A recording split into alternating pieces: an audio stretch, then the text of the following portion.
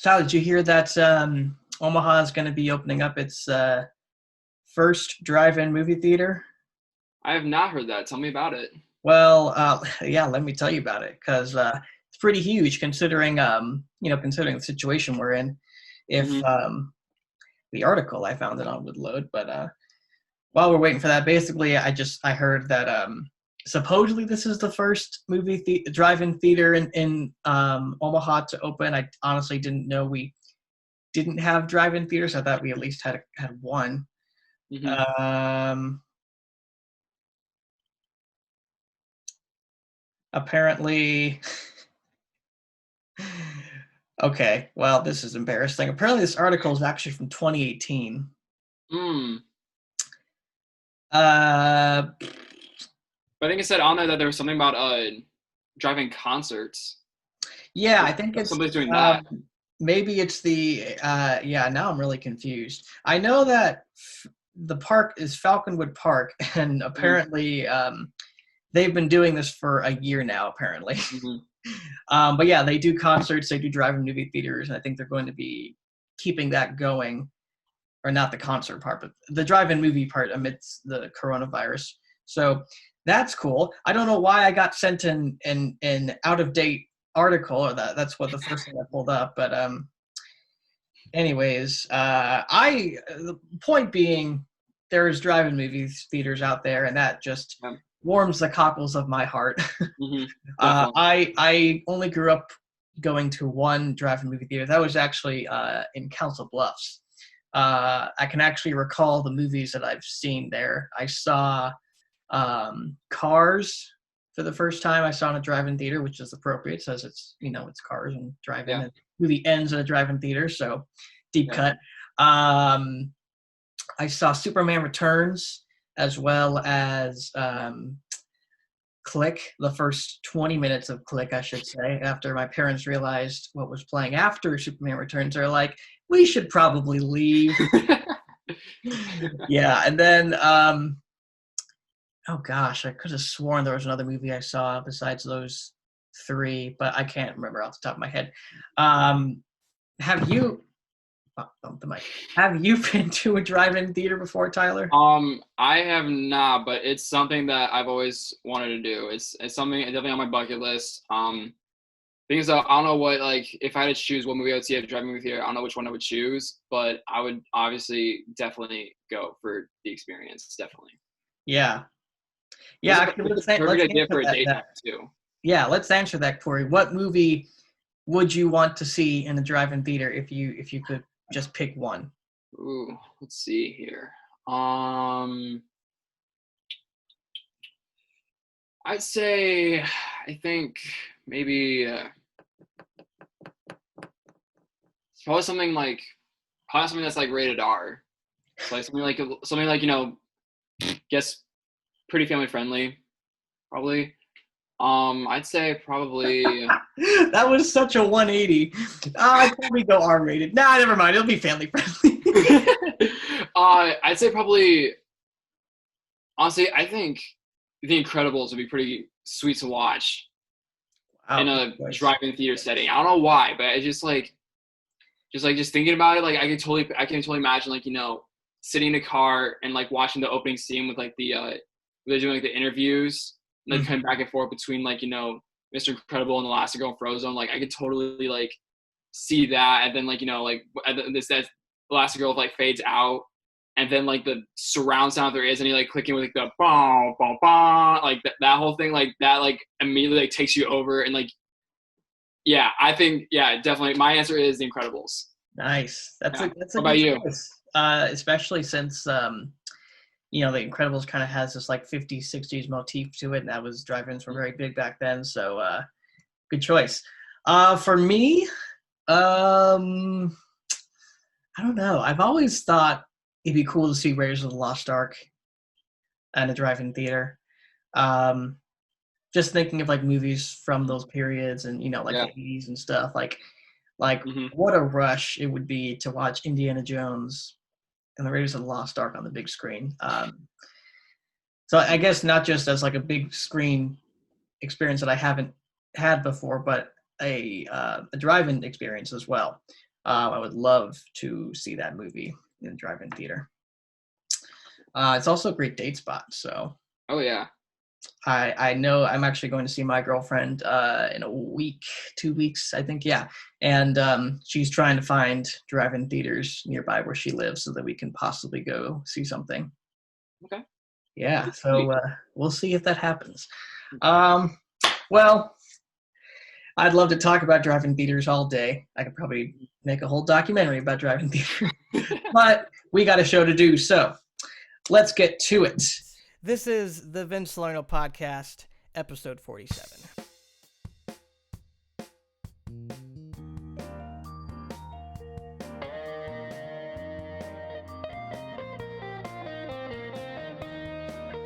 On today's episode, we are discussing our continued discussion of how the coronavirus is continuing to affect the film industry in both positive and negative ways. Also, we're going to talk about pretty much whatever we want, you know? There's not a lot going on in the world of movie news, a couple of release date changes in regards to coronavirus, but we're just going to kind of beat around the bush and talk about whatever the heck we want. So let's get into it. Sit back, relax. The Vince Salerno Podcast starts right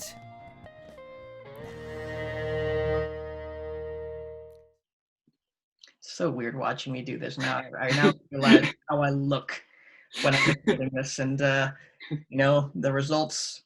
Yeah. May be good. I love that Stranger Things hat, by the way. Oh, thank you. Yeah, deep cut. Gotta represent, because I don't know where I was going with that. Hey, everybody. Welcome back to the Vince Salerno Podcast. This is episode 47. We're recording this on a Wednesday, May 13th, 2020. I'm your host, Vince Salerno, just a filmmaker talking films. We've still been through the crapper with this coronavirus stuff. Last episode was really hard to record because my heart was really heavy in regards to the theater industry and the effects the coronavirus is having on that. And it still is. I still kind of get emotional talking about this stuff, but I am committed to trying to keep you guys up to date, even though there are people out there who are probably doing a better job at it than I am. But I'm doing it regardless. I love doing this stuff, and I love people engaging the podcast with questions and discussions and queries. So thank you guys. We have a special guest, the special guest who has been on this podcast for This is time number 3, podcast number 3. Third time. Yeah. Third time. He is a young, spry, up-and-coming film critic, and he has opinions that I think are great, and some that are not so great. I know you're talking about when you said that. Yeah. Treasure Planet. It's Tyler Banark. Hello, everybody. I'm back. How you doing, man? I've been doing great, Vince.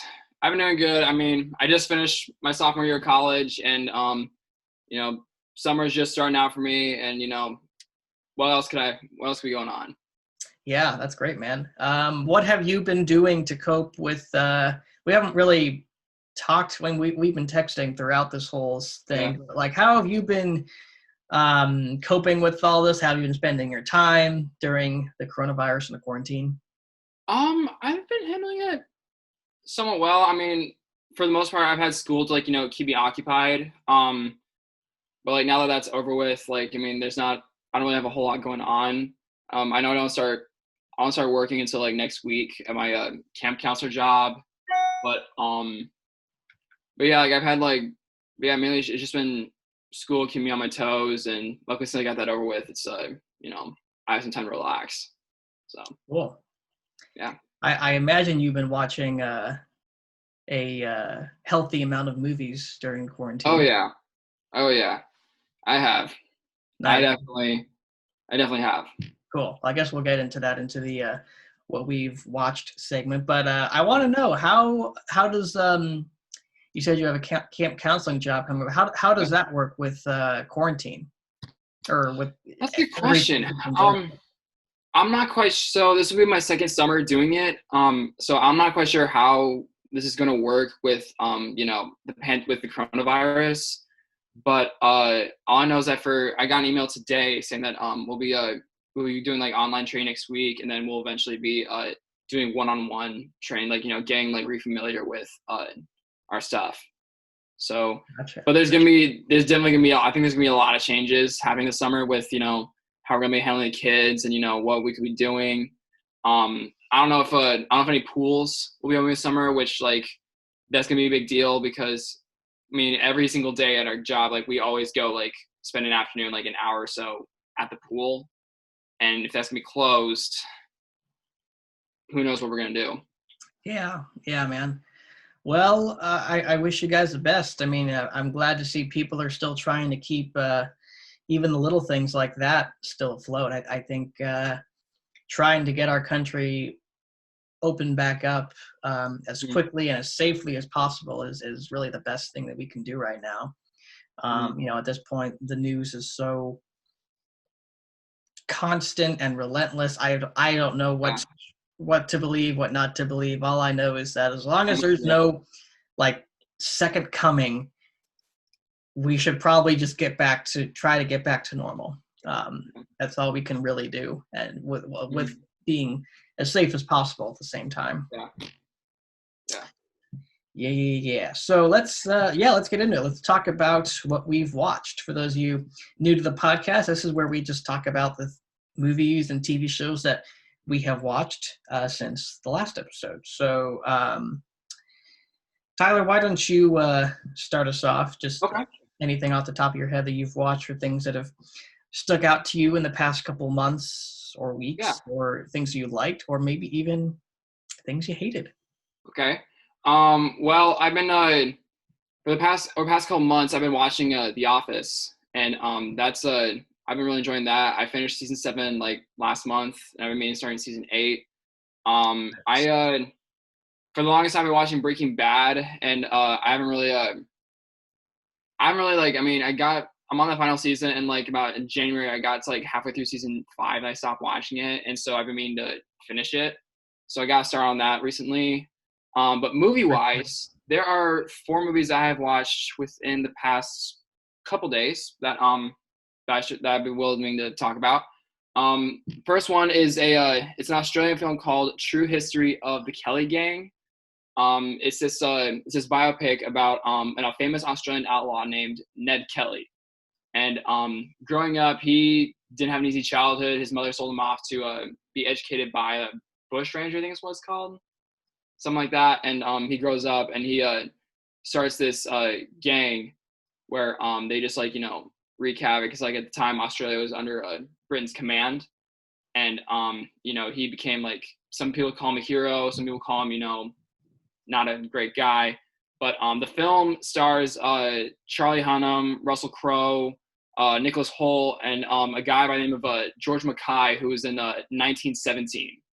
And I loved George Mackay's performance in 1917. I think other than like Roger Deakins' cinematography and Thomas Newman's score, George Mackay, he carried that movie on his shoulders and like gave one of the best performances of last year. And so, and you see him and he was playing Ned Kelly in this movie, and to see him on screen again, killing it, it made me feel really good. So, cool. So there's that. Well, Vince, have you seen True History of the Kelly Gang at all? I haven't. I saw your review on Instagram. I recognized George Mackay, and I agree with you, man. I don't want to get into my stuff right now because I want you to finish yours, but I did watch 1917 on Mother's Day with my parents, and I agree 100%. His performance is, really the heart and soul of that movie, and I don't want to get into my full opinion next. I wanted you to finish yours, but I agree with you. Like George Mackay is a fantastic actor, one of the best new up and coming actors in recent years, and I'll definitely have to check out that movie. Okay, so next up, earlier that day, I watched Paul Thomas Anderson's "There Will Be Blood." Have you seen that at all? Dude, that is one of my all-time favorite films. That is so good. It's quite a film. I enjoyed it, and I could tell Daniel Day-Lewis had so much fun playing Daniel Plainview, especially during that final scene with Paul Dano. Like, it's just, I mean, I will admit it's a little over 2.5 hours, which I can roll with, but like the pacing wise, like it was hard to, bear at times, but at least I didn't get bored. I never got bored. I think it works better when you watch it a second time because you're really not sure what you're watching until it's done. I've watched that movie like over 100 times. I actually did an essay on it in college. There's just so much depth and so many layers in that movie. And yeah, like it's such a layered film that like you really do have to watch it a couple times to really get exactly what they're saying. Or what Paul Thomas Anderson's saying. Yeah. But yeah, it's a fun movie, and I've been checking out some of Paul Thomas Anderson's other recent works, but yeah, it was a good watch. Next that I watched, took a trip down memory lane and watched Toy Story 2. And yeah, man. Toy Story. I know how you feel about this, but honestly, I think Toy Story 2, like, I remember last time I watched it before I watched it the other day, but that, honestly, I really enjoyed it. I'm dead serious. I really did. Like, I mean, I can see why some people aren't really big into it as they are with 1, 3, and 4. Because, like, I mean, it's kind of like a rehash of the first one, but, like, instead of, Woody saving Buzz, it's Buzz saving Woody. And, but personally, I think Toy Story 2, I think, has, like, a much better ending than the first one. I mean, I think it really kind of like set stage for the third one almost. But I don't know, I just like it really put me in a good mood when I was watching it. So there was that. I mean, if you'd like to chime in and share your thoughts on Toy Story 2, by all means. I mean, I do. Yeah, for sure, man. Toy Story 2 it's funny because, like, for me growing up, that was actually the first Toy Story film I watched. I really didn't, for some reason as a kid, I didn't think, like, oh, there's a Toy Story 1. Toy Story 2, man, that was my jam. Like, Woody, Buzz, Zurg, Jesse, the Roundup Gang, like, that was my jam. And then, of course, I found out there was a superiorly better first, I don't even know if that's a word, I saw the first film, which I enjoyed immensely, more than the second film, honestly. Yeah. But yeah, Toy Story 2, I think it's a great sequel, one, because it really does take the first film and just kind of roll with what came of that movie, and try to develop the characters, and in a funny way they develop Woody and Buzz in different ways, while also like stretching out the lore behind the fictional aspects of their characters, like Woody having this whole show where he is a sheriff of like a western town and he's got a roundup gang. Buzz being this space ranger who is the greatest space ranger of all time and the best superhero ever, and he's got a utility belt now, and of course that spawned off like the Buzz Lightyear cartoon, which I adored as a kid. But yeah, like Toy Story 2, I think it's not as high on my list either. I think because we don't spend as much time with Woody and Buzz as I'd like to. That's why like the scenes that we do get with them are despite how brief they are, still really, really good. Like Buzz kind of throwing Woody's words back at him when he's like, I don't have anything else after this. Like if I get another ripped, Andy's not going to play with me again. Like this is a chance for me to be adored forever. And Buzz is like, funny, I remember you telling me that life's only worth living if you're being loved by a kid. You're going to be spending your whole life behind glass and never be truly loved again. Like that's not living. That's not what you taught me about living. And then, of course, the ending, I think it leaves you with the warm and fuzzies of Woody and Buzz are like, when this is all over, I got you, my best friend, to keep me company for infinity and beyond. And, of course, we know Toy Story 4 that they lied.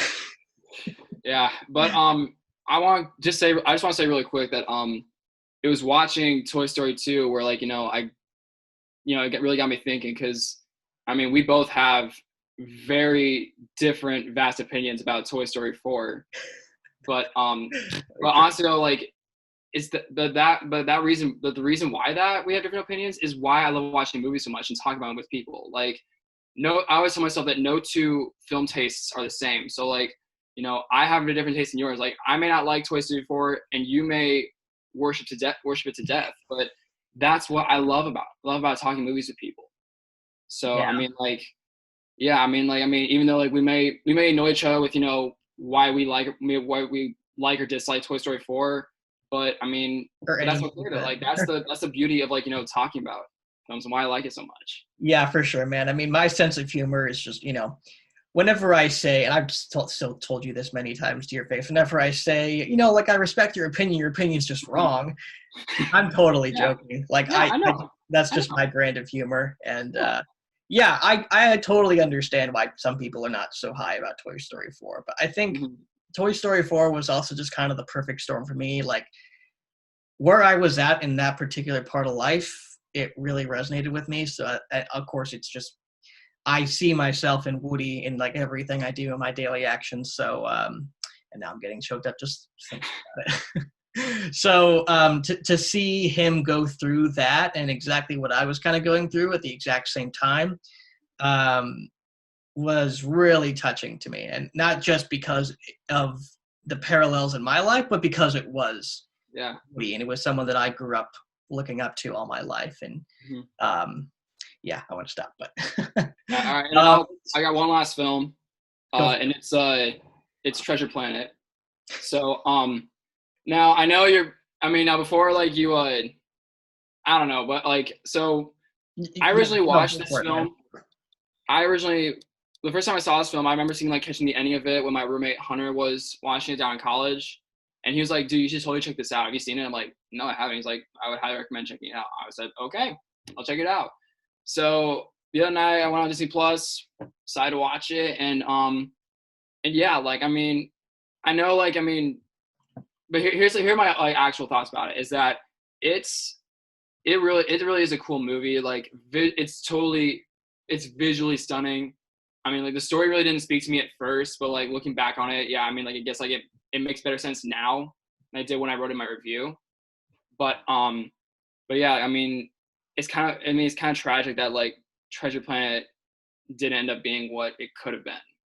You know, because I'm pretty sure like I mean, if he played his cards right, I mean like Treasure Planet could have gotten like the groundbreaking attention of like The Lion King, because like it layers, you know, traditional animation on the characters while giving like the backgrounds CGI setting. So but yeah, like I mean I definitely did enjoy it. It's not my favorite Disney movie of all time, but it's not awful or by any means bad. Right. So. Cool. Yeah. Yeah, I read your thoughts on Treasure Planet, and you know, I'll be honest with you, I have not seen Treasure Planet in almost 10 years, but just recollecting back to my memories of seeing it as a kid, there is a lot going on in that movie. It's, you know, it's a little unorthodox. It doesn't have the same structure of the book or even like a basic storytelling, I think, but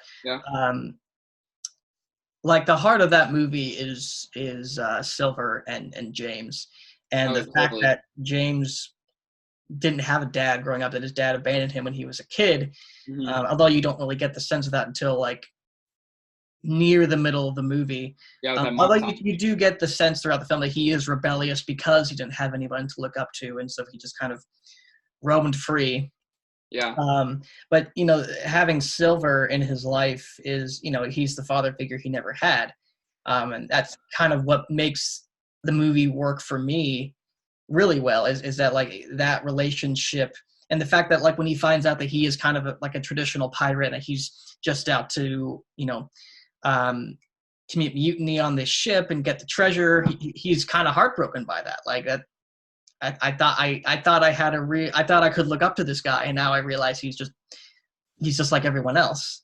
And then just how that dynamic changes throughout the film is just, you know, it really stuck with me. I remember getting somewhat emotional, especially during that kind of music video montage thing. As you know, mid 2000s cringy as that is, it's like it's endearing. It gets the point across with the story, and I don't know, like I do agree with you. It could have been it could have kind of been a bigger deal, but not because of the animation style. I think because it was really just weird and out there and kind of groundbreaking in the way that like Star Wars was for its time and Guardians of the Galaxy was for its time. And I think maybe Treasure Planet came out too soon. Like, I feel like if Treasure Planet came out, if Disney released Treasure Planet today, I think it would be a massive hit. I'd probably get a Treasure Planet 2 or a Treasure Planet TV series. I know they were planning to do a show after the movie came out, to kind of, like they were making shows for all their movies back in the day. Like they did one for Lilo and Stitch, they did one for I almost said Atlantis, but that never actually panned out either. They did a sequel to Atlantis, which was like a TV movie, and that was supposed to be a TV show, and then that never happened. Yeah, wasn't like a Hercules TV show? What's that? Wasn't there a Hercules TV show? There was a Hercules TV show. Yeah. Which was really weird because it tried to, like, I remember they included Meg in a couple episodes, and but the whole show takes place before any of the movie actually happens. Like, it's a prequel to the movie. Okay. And they meet and they fall in love, but then like their memories get wiped at the end of the series or something. So it's like, well, that was kind of pointless. Yeah. Boy, what a time.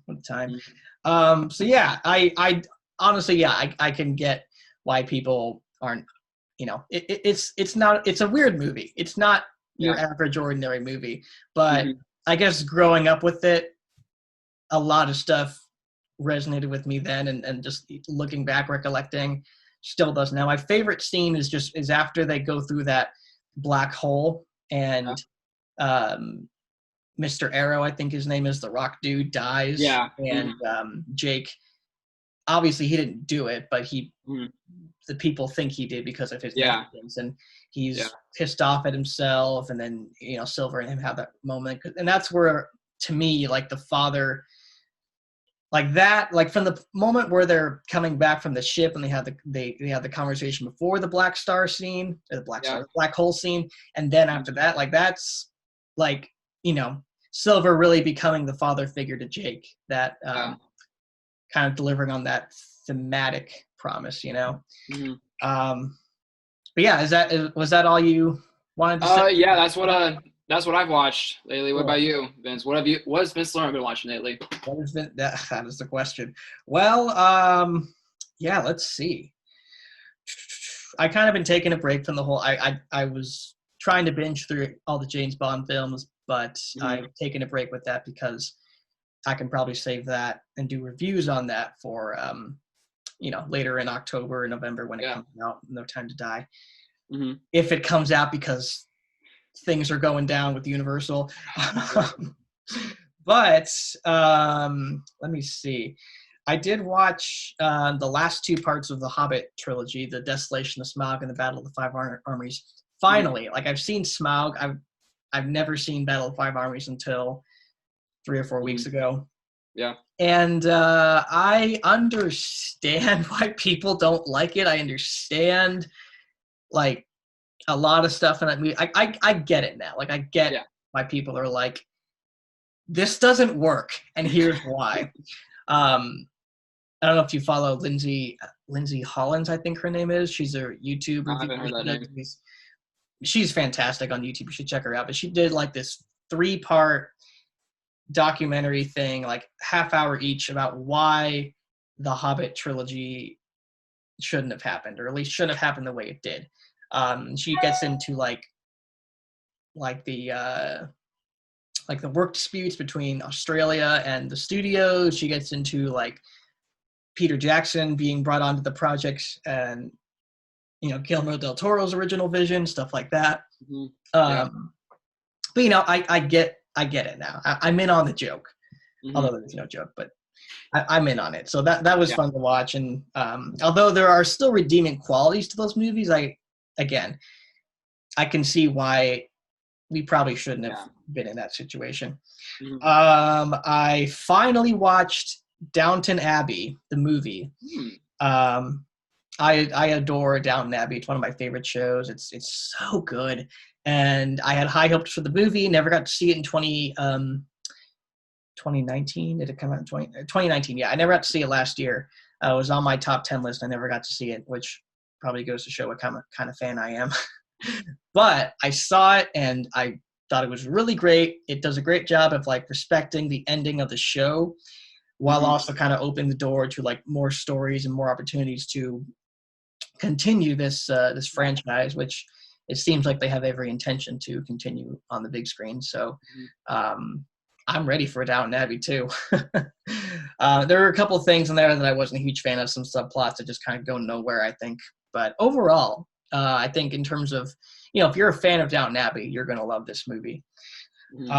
More recently, of course, for May the 4th, I watched the original Star Wars. And, that movie is just cinematic perfection. Just, jump-started the greatest franchise of all time, although some people recently would disagree with that opinion. But now I love the original film. It's one of the most enjoyable or rewatchable things ever made, and it also still has like a lot of depth and a lot of layers to it. George Lucas is a genius. My guilty pleasure is that, or my guilty pleasure, my like, I don't know how to describe this. I hope one day that George Lucas actually is able to come back to Lucasfilm and be in charge of Star Wars again, because I think things would be a little better if he was there. I think I've been a little vocal about how semi-unsatisfied I've been with recent films and other decisions they've made. But I think George Lucas coming back would be the best thing ever. Okay. Obviously, I watched 1917, which I hinted at, but I'll get into the whole thing. I genuinely believe that you really can't chair's a little too low. I genuinely believe you can't fully understand a film until you've seen it at least twice. And I only saw 1917. You can obviously have like a gut reaction and still be valid. I'm not saying like if you see it once you don't really know the film, like not at all. But to me, like I get more out of films the second time watching them. And I only saw 1917 once, and that was right before the Oscar campaign. It was being re-released for the Oscars, or was it already? Never, whatever. I think it was released in January, wasn't it? Yeah, it was. Okay, yeah. It had it was like opening select theater. It had a limited release in December. Right. Yeah. Release in January. Yeah. Okay. Yeah. It wasn't like the Joker, where like the Joker came out in October. And it wasn't like that. Released in January or something for us. Okay. So yeah, I got to see it when it came out, and then I didn't see it again, but I loved it. Gut reaction. And then watching it again, you get to pay attention to like the subtle details, the filmmaking, the story, the characters. And I'd listened to so many podcasts with interviews with Sam Mendes and Christy Wilson Caines, I think her name is, she's fantastic. Like I heard she was writing a new Star Wars film with Taika Waititi. And Taika Waititi is great, but she gets me excited. The fact that the writer of 1917 is writing a Star Wars film, that gets me excited. But yeah, like I echo everything you said about 1917 and George McKay. He's a fantastic actor, and I think the genius of 1917 is you don't realize he's the lead until Blake dies. Yeah. Yeah. Because you think this is a story about a brother trying to save his brother. Yeah. When you realize it's about a soldier who he's kind of disheartened by like the war. He doesn't really have this. He's kind of lost this love of life and this sense of hope, And Blake kind of is this more younger, spry, like jump into action type person. And trying to remember the character's name. Schofield. Schofield is very much kind of, like let's think about this. Let's not rush into things. And Blake is the exact opposite, which makes him great characters and their friendship so Yeah. endearing, so that when he dies, like he has to go against every urge he has to like turn back or to stop or to give up, and he's got to fight that urge to keep going for his friend. And just how motivated he is throughout the rest of the movie. It's really moving. He really does carry that movie all the way through the finish line after Blake dies. And my parents loved watching the film. We watched it on Mother's Day. My mom wanted to see it. And just even the way they use the cameos, like Benedict Cumberbatch, that's kind of like this really cool bittersweet, like, you know, it's kind of like the movie is like giving us little bits of candy throughout, and then just leading us along, like, you know, just here's Mark Strong, here's Colin Firth, here's Richard Madden, and then like, you know, like the jumbo like triple size gummy bear candy that you want to get, that you've been waiting for to get, is Benedict Cumberbatch at the end. And then I guess if you know who he is, Richard Madden, who's the brother, obviously. Yeah. But yeah, I love 1917. I think after seeing it a second time, I like it even more now. Sam, I read some review that like the film was very pretentious, and Sam Mendes is a very pretentious director, and I'm like, I just think he's telling a story. I mean, there's nothing pretentious about 1917. He's putting you in an experience. He obviously feels attachment to the source material because these are stories his grandfather told him. I don't remember where I read that, but I just that stuck with me. I'm just like, what's pretentious about this movie? I will say I have heard comments like people say that there's not a whole lot of like suspense, or like, you know, there's not a lot of like tension going on in the film, and I can see that. I can see why people like, you know, have a problem with that. But like, and it may be because like, you know, everything's happening at once, like, you know, like there's not like a, you know, a cutaway.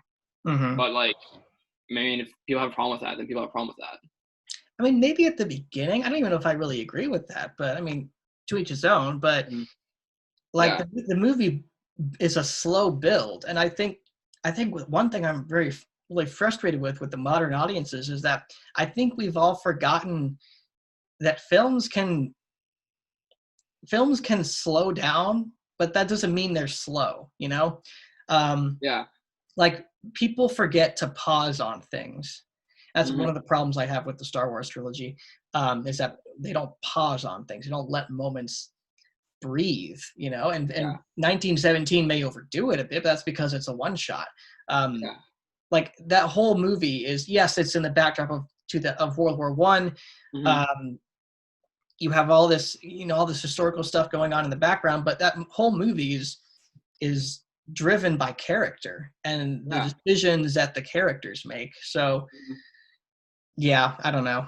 I'm not saying 1917 is a perfect film, and I mean, of course, I'm not saying that people who don't like it are wrong, kind of, but I just love this movie so much. I just think it's really, from the first trailer that I saw for it to this second time, I just thought like there is something really special about this film, and it's not just because Sam Mendes is directing it or that it's a World War I movie. Like it is the story, it's the characters, it's just this.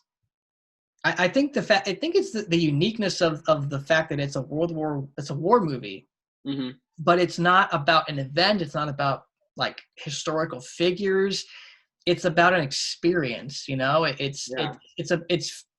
mean, I don't know if Schofield and Blake are based on real people. I mean, they probably are, but they're not. As far as I know, that Blake and Schofield were not real soldiers in World War I. And I think the fact that it's about the whole encompassing experience of World War I, and not the actual, like, the battle that took place on this day and how they prepared and built up for that and how the soldiers rallied together and fought. Like, you're picking at one soldier and you're having an intimate experience with that one soldier and his experience during the war. So anyways, I read a little too much. These last two films, I do want to mention because I'm doing something with them, but then I'll cut it quick. I did rewatch Iron Man 1 and Iron Man 2 because I'm doing kind of an MCU retrospective. I'm just going through all the films, watching them in order. Okay. And I'm starting to I want to do like 5-minute reviews on my YouTube channel. So I'm actually writing the reviews right now, and hopefully I'll shoot them either tonight or tomorrow. But yeah, that's something I'm planning to do. And again, like rewatching a film is such a like enriching experience. Like I don't know, I've seen Iron Man 1 100 times.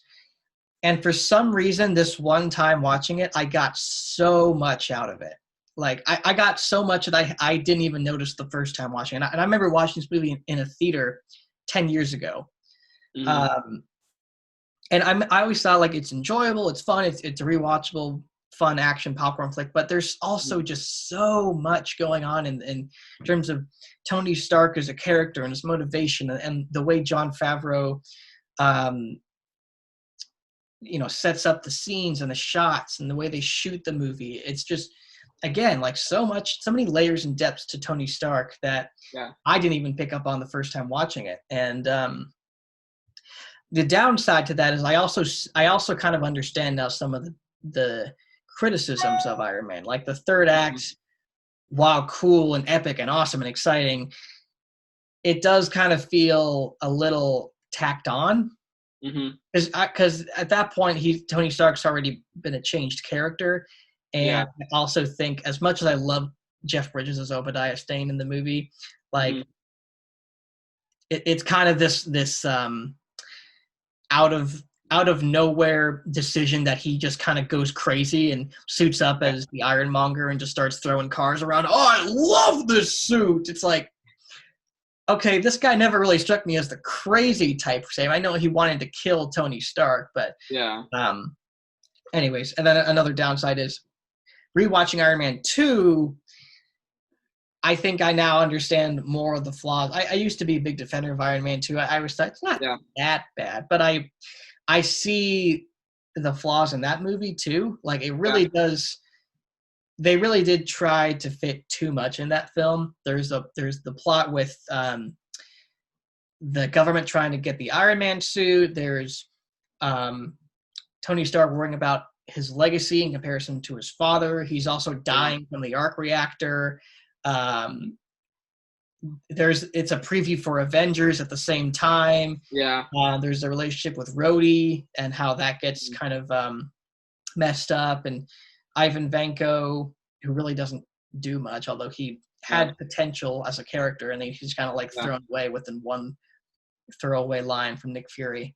So I don't hate it. I don't know, like you know what I mean? Like rewatching these films, you get more out of it. You understand things more, and I think that just comes with maturity as you understand films. I mean, I'm sure you've gone through this as a film critic and just kind of reevaluating your opinions of films. It's it can be frustrating because maybe something you liked isn't as good as you thought it was, or it can be really enriching because you realize something you loved even more. Something that you thought was okay is actually really good. So we went on a little long for that, but that's okay. Like I said, we're kind of just running and gunning with this episode. There's really not much movie news out there right now, so we're just kind of rolling with the punches. But that's the stuff we saw. If you guys liked it or didn't like it, let us know in the comments, and I'll try not to savagely disagree with you. Well, there have been a couple things going on in the world of movie news that we could probably discuss. Not the biggest news in the world, but apparently Venom 2 has a title now. It was always just being called Venom 2, but now it's called Venom: Let There Be Carnage, which I think is a much inferior title compared to the ever popular Venom: Maximum Carnage. I don't know why, that just sounds cool. I've been seeing that. Venom: Maximum Carnage does sound pretty bland. I think it's the name of a comic book. I think that's why people are saying Maximum Carnage. But I'm not. If it's a comic book that's the name of a comic book, then that makes sense. But like for a movie, like But here's the thing, though. Venom is. I'm assuming you've seen Venom, right? Yeah, I've seen the first one. Yeah. Okay. Venom's pretty balls to the wall movie. Like it's weird. It's like dated because it like kind of has these like 90s superhero tropes to it. Yeah. There's some really odd acting choices by Tom Hardy. It's Yeah. still really fun and enjoyable though.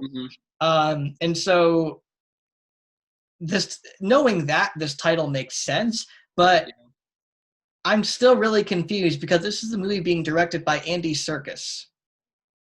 Yeah. Who's not really known for like, you know, he doesn't strike me as the kind of person that would be attached, who would want to make a sequel to Venom.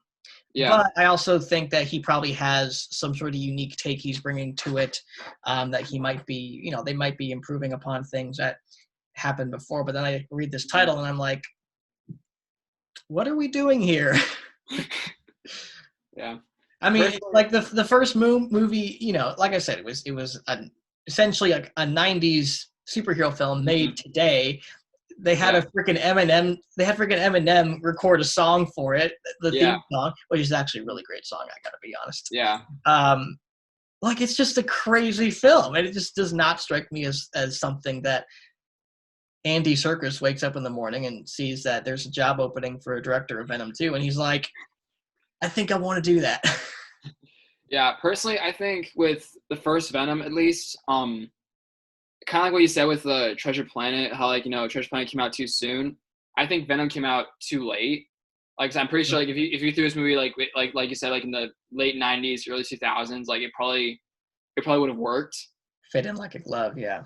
Yeah, yeah. But I mean, people are still attracted to that because it made $800 million. Oh yeah. So I mean, I think if we didn't live in the world we live in today, where information is constantly coming at us through social media, through news, people kind of knew this movie was going to be weird walking into it. Oh yeah, like I knew I'll be guilty of that. Yeah. I totally walked in just thinking like, heck yeah, I'm going to enjoy this. It's going to be stupid, but I'm going to love it. But like if you were to have like the Sam Raimi Spider-Man films come out today, those would kind of be, I think, received in the same way that Venom has been received almost. Like, I don't think it would be like, it's weird, it's corny, it's kind of dumb, but it's really good. And I'm saying that as a huge lover of those films. Like, I think the Sam Raimi Spider-Man films are incredible. Honestly, incredible film. Oh yeah. It's in its own box. Like, I can't really compare it to the likes of, like, you know, The Godfather. But, I mean, it's its own thing, but like it's not like on the scale of like films that love like masterpieces that were ahead of their time. Exactly. Yeah. But I'm excited for Venom 2. I gotta be honest. They had that little tease at the end with Woody Harrelson. Harrelson, yeah, there you go. I said Woody Harrison. As Carnage. I don't remember his alter ego's name, but he's going to play Carnage in this sequel. And that was a nice, fun tease, although he had a pretty ridiculous-looking wig on. But, like, it's Woody Harrelson. Yeah. Come on. Yeah, he's a fun guy. Criticize Woody Harrelson. Like the best part of Solo, at least one of them. Yeah. Yeah, so that'll be fun. That'll be exciting. One thing I wanted to pick your brain about, Tyler, is, you know, I'm sure, at least this is the case for me, and I'm sure it's the case for you too. Yeah. We probably haven't seen a lot of like 2020 movies that have come out. Yeah, we haven't. Yeah. And I wanted to know I'm assuming you've seen a couple though. So what? Yeah, I think I've seen at least around 9. It's like almost 10, but still impressive. That is definitely more than I've seen. So good for you. But so out of those, like, tell me, because I think every time you're on the show, we always kind of gauge like our anticipated movies and stuff like that. I don't remember. I think you said Tenet was your number one. Yes, and it still is my number one. Okay, what was your top? I'm sorry if you have to dig this up, but what was your top 5 again? For most anticipated of the year? Yeah. I believe it was number 5 was, I believe, Free Guy with Ryan Reynolds, Jodie Comer, Taika Waititi, Joe Keery, that one. Mm-hmm. Yeah, that was number 5. Number 4, I believe, was Last Night in Soho, that Edgar Wright horror film. Yeah. Number 3 was Soul, and then number 2 was West Side Story, and then Tenet being number 1. Right. Okay, I remember that. Yeah. Yeah. Well, things have obviously changed a lot since we recorded that episode. My top 5 was No Time to Die, Tenet, Onward, Ghostbusters Afterlife, and Soul. Cool. And you already know one of those movies is not coming out this year, and I am beyond pissed about it. Yeah. That one being Ghostbusters Afterlife. Oh my gosh, I remember reading the press release that Sony had done a backlog of everything, and they're delaying stuff, and I'm just like, you coronavirus, you. Yeah, I remember seeing Ghostbusters. Yeah, I remember seeing new Ghostbusters Afterlife. I'm like, oh dang, Vince is probably not gonna be happy about this. Oh, I wasn't. I was. Yeah. Oh man, but hey, it's coming out eventually. I got to be optimistic about that. It could be a lot worse, and I don't know. That's where I encourage a lot of people. I'm not a huge fan of although I just complained Ghostbusters is not coming out this year. I'm not one to be like, oh, this is so frustrating. Everything sucks now. It's like, you maniacs. Yeah, exactly. Kind of like Charlton Heston in Planet of the Apes. Yeah, exactly. Yeah. Damn you all to hell. Yeah. It could be a lot worse, honestly. The movie was shot. The movie's coming out. Mm-hmm. I think it had 3 months left before it was going to be released. So in the midst of everything, it's fine. It'll be fine. It sucks, but it'll be fine. But okay, so getting back on track though. Yep. So you said you've seen 10 movies so far? Yeah, around 10. Yeah. Which one of those? How or which ones? So from worst to best, I've seen The Platform, which is that Spanish film on Netflix about that prison and the platform that keeps them down with all the food. I gotta check that out. Yeah. That. I saw The Lodge with Riley Keough and Jaden Martell about the kind of like a Shining meets The Hereditary, where they get stuck in a ski lodge. I saw that one. I saw Portrait of a Lady on Fire, that French film that was a big deal last year. Was that any good? I mean, I don't know how you would feel about it, but it might be hit or miss for most people. I mean, a lot of people like it. But personally, I thought it was okay, but I've seen better. I will say that. Then I'd say True History of the Kelly Gang, which we already talked about. That came out this year. What's that? That movie came out this year? Yeah, True History of the Kelly Gang, yeah. Oh, okay, cool. Yeah, it's on but I think the only way you can watch, if you were to watch it, I think the only place we can find it is on Amazon Prime Video. So, which I have, so I can definitely check it out. And then I say Spencer Confidential, that movie with Mark Wahlberg and Winston Duke and Post Malone on Netflix too. One reason I wanted to watch it because it's a Post Malone, because I'm a huge Post Malone fan. But yeah, I saw that. I saw The Invisible Man with Elizabeth Moss, and so I saw that. And then I saw that Extraction movie with Chris Hemsworth. Did you ever see that? Oh yeah, I haven't seen that one yet, but it's on my list. And then I saw Onward, which is the last movie I saw in theaters before the pandemic came down. And then my favorite movie of the year so far was this film called The Gentleman, which is have you heard of it? It's directed by Guy Ritchie. Stars Matthew McConaughey, Henry Golding, Charlie Hunnam, a bunch of big name UK actors, and Matthew McConaughey. Nice. Yeah. So that's your favorite movie of the year? Yeah, I will say that I haven't been fully blown away by a film so far this year, which I shouldn't really expect so, because usually January, February, those movies usually aren't amazing, and we just got, and March came around, and we get Corona, and so but yeah, The Gentleman's probably the closest thing to almost blowing me away so far this year. I will say that. Yeah, January is kind of like a dumping ground. January, February, then March is kind of the upswing of okay, there are good, decent movies coming out, and then And then we get into summer, and it's just uphill from there. Yeah. Hopefully, I mean, we've had bad summers before. Yeah. But yeah, so go ahead and tell me your thoughts on The Gentleman. I guess. I guess for the sake of our viewers, without spoiling anything, although we've spoiled a lot of movies already. So but, I mean, like so The Gentleman, it's a little hard. The plot's a little hard to describe because there's quite a bit going on. Like I know there's one plot line where it has I think Hugh Grant or Hugh Laurie pitching a story idea to Charlie Hunnam, and then you got that, and then you got Matthew McConaughey being this guy from America, being a drug maker in the UK, having some competition with I think Henry Golding, and then you have like Colin Farrell's thrown into it in some way somehow, and but yeah, like I remember like it was like the first time I really indulged in Guy Ritchie's style. And like, it's like, but prior to seeing Gentleman, the only Guy Ritchie movie I'd seen was last year's Aladdin. And that was the only film you've seen by him? Well, going into The Gentleman, the only film I'd seen of Guy Ritchie's was Aladdin. And it was watching Gentleman, I was like, yeah, Guy Ritchie should never do something like Aladdin again.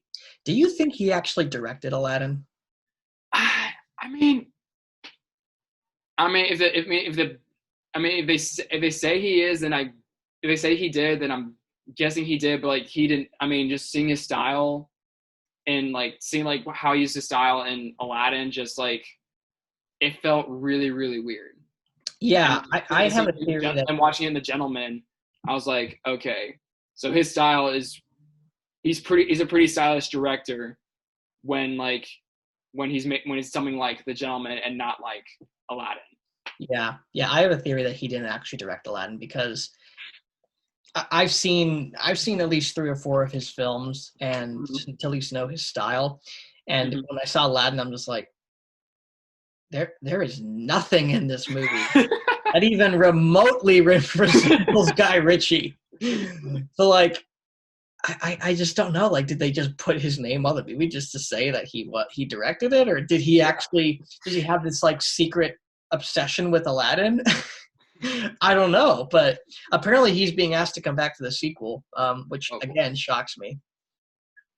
But I mean, like, I don't hate it. I actually really liked Aladdin. I just don't think he directed it because it just doesn't feel like him. Yeah. Anyways, yeah. Go ahead about your thoughts on, or is that all you wanted to say? I think. Did you like it? Why is it so far the best movie of 2020 for you? I think so far the best because, like, I mean, it's just the way the story was executed and, like, seeing, Matthew McConaughey and, I mean, go up against, like, all these British guys on, like, the wheat drug industry in the UK. It's just, like, I mean, I don't know. It's just, like, it's going to be weird saying it out loud, but, like, it was kind of oddly satisfying. I mean, like, it's like, Matt McConaughey's got like that cheesy, dialogue, he's especially with the line, there's only one rule in this jungle. When the lion's hungry, he eats. But yeah, it was just a fun watch. I mean, like, it was definitely like, a good watch for being a January release. Yeah.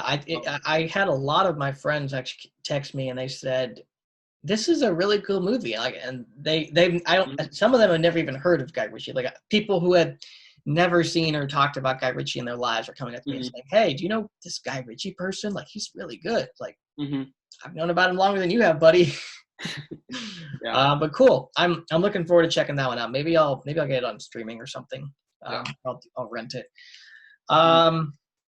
Well, cool. I wish I could say I'd seen as many movies as you have in 2020. I've only seen 4, unfortunately, and all of them I have to say are not terrible. From worst to best, I've seen Sonic the Hedgehog, Call of the Wild, Bad Boys for Life, and Onward. Okay. Sonic the Hedgehog was really fun. I was going mostly out of curiosity to see how not a train wreck this would be, and it was actually really fun. Like, I have a friend who's been on the podcast, Ryan Schneckloth, and he is a huge Sonic fan, and I was really going to see how he would gauge this movie and how he would react to it. Mm-hmm. And we both kind of agree that it's a great, like, it almost kind of acts in the same way that like Iron Man does, is like it's a great one-off film that starts this whole like cinematic universe. Like they could potentially launch a whole Sega cinematic universe with Sonic the Hedgehog, I think. Yeah. But like the MCU for kids. Yeah. You know? And Mhm. obviously the MCU is for kids, but like MCU is like for like ages 12 to 60, you know? Yeah. Whereas Sonic the Hedgehog would be a little more kid friendly, I think. But I enjoyed it. I really did. I thought it was a lot of fun. Call of the Wild, you know, a lot of people think or thought because of the dog, the weird CGI dog, Yeah. that the movie was going to be really just cringy and bad. But Mm-hmm. the thing is, you know, it's CGI in the movie, and that never escapes your mind. But Yeah. the performance does work. Like I remember thinking like this does work. It's not bad. It's Mhm. definitely like knowing there are movies that have done stuff like this with real dogs. It's like you couldn't have gotten a real dog, but at the same time, like they did probably save a lot of money doing this. Yeah. And a lot of liability things, you know, Mhm. just with protecting animals and stuff. Yeah. On They set. probably have like the animal rights company or whatever it's called. Like, you know, PETA, I think it is. not PETA. There's some organization for animals in films. Or it's Oh yeah, TV. not PETA then. Yeah. Anyways, but yeah, Call of the Wild. It was well performed, especially by the Mhm. actor who played the dog, who I think was one of the minions of Thanos in Infinity War and Endgame. I think that same actor did the motion capture. Mhm. Thoroughly enjoyed Bad Boys for Life. I'm a huge fan of just. I hesitate to say it, but Michael Bay's early films, I'm a huge fan of. Like back Yeah. in the day when he was making the first Bad Boys, I think is one of his best films, and Mhm. just it's unhinged, fun, still a great story about like age and retiring, and Yeah. you know, your legacy, and um, just really fun. Like it really got me hyped for another movie that they are going to do. So, Mhm. and then of course, all-time favorite film of 2020 so far is Onward. Yeah. And partly because it's a Pixar film, but Mhm. man, I got to tell you, like I took my brother to see this film, and Yeah. we both got really emotional. We Mhm. both saw ourselves in those characters, and I think for brothers, it is a very like heartfelt, like heartstring yanking story. Yeah. He and I had a really, really great time watching, and just it kind of brought up a lot of fun memories of us growing up as kids. And you know, I think especially for me, because I am an older brother, Mhm. my hope is that for all brothers out there, like you have that, you know, you want to protect your little brother, you want him to be the best he can be, and you want to support him in everything you do, and in a way you do kind of act like a second father figure. And of course, my brother and I were lucky enough to grow up with our dads. And in the Mhm. movie, obviously Ian and Barley, well, Ian didn't, but Barley did. Yeah. But it's just really cool to see the story, because when his father does die, Barley steps up and does become like this protective father figure to Ian, and Ian doesn't realize that because Yeah. he's so focused on like the traditional view of a dad. And then just Mhm. man, the last 10 minutes just wrecked me. And Mhm. it's funny because the movie is kind of masquerading as a father-son movie when it's really a brotherhood Yeah. movie. It definitely seems more like a brotherhood movie than a father-son movie. Yeah, and just man, like I personally like Monsters University. I know some people aren't big Mhm. fans of Monsters University, but Yeah. like Dan Scanlon's got stuff to say, man. Like he is a great filmmaker. He gave this movie such a great sense of adventure and fun and epicness while still telling a very intimate, heartfelt story. Like everything feels like it needs to be in the movie, you know? Like there's not there's hardly anything I would cut out of the film, albeit now stacking this movie up against other Pixar films. I'd say it's possibly in the top 10 for me. Okay. Maybe like barely edging out. I need to kind of reevaluate my thoughts on my whole Pixar list. I haven't done that yet, but I really enjoyed it. I think just the brotherly connection I have to the film definitely helps with that. I think if I ever have a personal connection with the movie or something personal I can relate to, that definitely boosts my chances of liking the movie. Mm-hmm. But yeah, it's really good. And I don't, people are complaining like, oh, it's not Pixar's greatest film of all time. It's like, yeah, it's not Pixar's greatest film of all time. They've made like 5 or 6, 7. A lot of their movies have been really great. And I just hate people going into movies like, if it's not like The Second Coming like Toy Story was, or if it's not like Up or Incredibles, it's garbage. It's like, Pixar's a studio, and people have different tastes and different styles. Everything's not going to be Up and Incredibles and Toy Story and just epic, amazing, like emotional cry fest. All this was for me. I know. I just hate holding everything Pixar does up to that like flawless standard. As long as it's not dipping down to the quality of like The Good Dinosaur or even Cars 2, we're going to be fine. Yeah, I think like I do agree with you that Pixar gets like, people have like this such high bar for Pixar that they automatically assume everything's going to be up to that, going to exceed those expectations. But like sometimes like they'll either like fall flat, like Good Dinosaur did, or like even maybe even like Toy Story 4 did for me. But but like I mean, but there are also been films that like they don't quite reach the bar, but they're still like they're still great. Yeah, exactly. They're good in their own right. They don't. Yeah. Pixar's had enough wins. Pixar has exceeded the bar time and time again. I think we can kind of give them a break when they don't continue to exceed that bar. Yeah. Like, they've already set the precedent for themselves, like super high with each film. Like I think the last universally loved Pixar film was Coco, which is in 2017. Everything else since then has been kind of like 50-50. Like Incredibles 2 was very, I don't want to say very divisive, but it was like some people like it, some people it's lazy compared to the original. Yeah, it was good, but like as a sequel to the first one, it's like nowhere near as fantastic.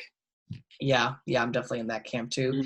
And Toy Story 4, obviously there are people like me who just think it is actually is really good and about as like deserves as much praise as Coco got, and then there are people on the other side who think it was kind of an unnecessary sequel. And Onward is kind of, for some people, like it's good but it's not good enough, and some people are like it's really good. I don't know, I kind of hoping Soul kind of breaks that curse, and I have a lot of high hopes for Soul. I'm so glad that movie didn't get pushed back to next year. I think I would have lost it. Yeah. I do think that film has a lot of potential, mainly because it's Pete Docter, and Pete Docter, I am convinced his fingers are made of magic. Like he's one of my favorite filmmakers, and people don't really talk about animated directors or animation directors as like filmmakers, but like he and John Lasseter are up there as some of my favorites, and I love all of Pete Docter's films. He's not delivered a single bad film since he started directing. Monsters Inc., one of Pixar's best. Inside Out. Totally. Instant classic.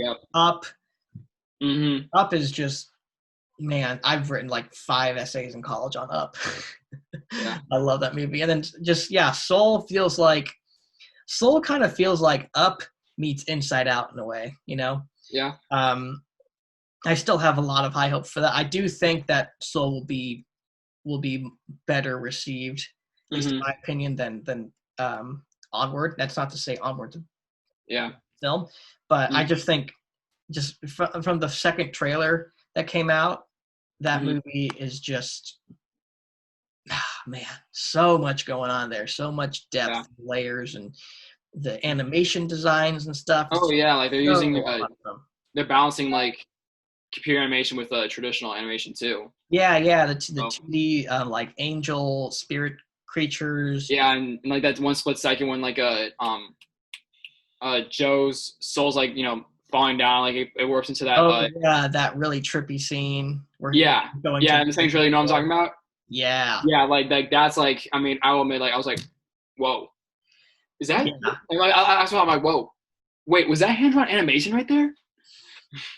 Yeah, it's, oh my gosh, that scene that thing you're talking about, when I saw that, I was just like, oh gosh, this is gonna be something.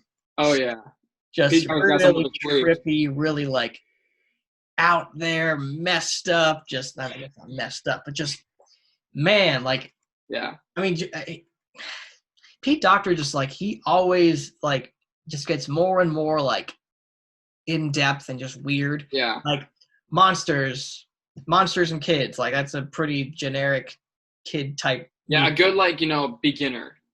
Yeah. Up. Old man ties balloons to his house to fly to an island. Pretty out there. Yeah. Inside Out. Your emotions have emotions. What? Now, soul. Your soul has to go to school before it even goes to your body. When you die, you can go around the astral plane of heaven, I guess. What? Like, he keeps getting weirder and weirder and weirder, man. I dig it. Yeah, he's probably the most, looking back on it, he probably is like the most brilliant mind at working at Pixar right now. Oh, definitely. Yeah. I mean, I think it was a really smart choice to make him the new head of Pixar. Although, my hope is that he doesn't stop directing films because he's taking a position. We know how kind of John Lasseter was intended to direct Toy Story 4, and then he was running two companies at the same time, so he really couldn't. But of course, everything happened from there. Cool. Well, I got Onward. You got The Gentleman. It sucks that all these movies are not coming out when they're supposed to come out. But July is our targeted date to get things back up and running. Theaters are going to be opening back up then. Fingers crossed, praying to God that falls through, or that doesn't fall through, I should say. Yeah. Speaking of which, I think we should probably get into our topic of the week. Yeah, I think we've kind of padded our runtime long enough. Yeah. So let's get into the discussion of how the coronavirus has affected the film industry, part 3. If you missed part 1 and 2, you obviously can check out the previous 2 episodes because that's what they're called, part 1 and 2. All right, so last episode I got into release date changes for you guys, and I'm trying to stay up to date with that. I haven't followed every single movie, but I've been trying to do the best I can to get up-to-date information in terms of release dates in regards to this year. I'm not really following next year because dates are going to shift for next year no matter what situation we're in, So here's what's new in regards to release dates. The New Mutants, which actually was just announced today, finally has a 3rd release date, not on Disney Plus, not on streaming, but actually going to theaters. And I believe it's August 28th. August 28th, yep. Yeah, August 28th, which is great because I've just been praying God this movie actually gets a break and actually gets by the day. I really hope it stays at that date. Now, just August 28th, stay. Don't move. Don't F anything up, coronavirus. Yep, don't do anything. Yep. Yeah. And then currently there are two big movies that do not have release dates yet. And those are, at least that I could research and find. And those are Antlers, which is a 20th Century Fox horror film, I believe. I don't know who directed it or who's in it. I don't really care or follow it, but it's a big movie. So, and then Greyhound, which is the submarine Tom Hanks war film that was removed from its release date and has not gotten a new release date since. This week, Scoob, the animated Scooby-Doo movie that was supposed to set up the Hanna-Barbera Cinematic Universe, was supposed to come out in theaters today, or not today. Friday, this week is what I meant to say. Mm-hmm. But they're sticking with the release date, but they're going straight to VOD, which is not some people were saying like, well, why the theater's not getting upset about with Warner Brothers regarding that. And I'm pretty sure that's because Warner Brothers is not leaving the theaters in the dust. They are kind of reducing risk by putting Scoob on streaming. Yeah. And they are opening the movie season with Tenet, with Wonder Woman, with other films. So they're not screwing over the theaters like another studio is. Yeah. I'm disappointed because I did want to see Scoob in theaters. I was actually really looking forward to this film. But I get it. You got to reduce risk. And I hope it doesn't mean we don't get to see this Hanna-Barbera cinematic universe that they're going to do, because I actually think that is a great idea. I know people are like, oh, everyone's doing a cinematic universe. It's just so overdone. Honest to God, I would love to see like 10 years from now, like an Endgame style battle with like the Hanna-Barbera characters like Scooby-Doo, Flintstones, Jetsons, Captain Caveman, Blue Falcon. Or no, is it Tom and Jerry? Hanna-Barbera? Jerry, yeah. Have them all cross over and let's do a big blow it up movie. They can chase after the I don't know. What is the equivalent to Infinity Stones in the Hanna-Barbera cinematic universe? They can chase I don't know. Something. They can chase something. I don't care what it is. Just give me that crossover. I just think that's a really cool idea. Yeah. The latest another release date change, which I just said I don't really follow like 2021, 2022 release date changes, but this movie was supposed to come out a lot sooner, but it's being pushed back. So John Wick Chapter 4, which I think was supposed to start shooting this year. Shooting was delayed, and now the movie is being pushed back from May 2021 to May 27th, 2022. Yeah. So just got to wait a little longer for John Wick, but you got 3 movies to rewatch, so pretty solid deal there. I still have to see the second one. I haven't even seen I've seen the first movie, I've seen the third movie. I haven't seen the second one. Yeah, I've only seen the first one, and like, I mean, I wasn't too blown away by it, but from what I've heard, like the sequels better themselves. So yeah, I think you're right. I mean, the third one was crazy. I really want to see the second one because I've seen bits of like the action in those films, and they just look crazy. Honestly, even more preferable than the third film. But I don't know. I got to see these movies in order. And more recently, you've probably been seeing ads for this all over the place. The King of Staten Island, a movie that stars Pete Davidson, directed by Judd Apatow, moved from its theatrical release on June 19th to VOD on June 12th, which makes sense. That movie probably is not going to do gangbusters at the box office. Yeah.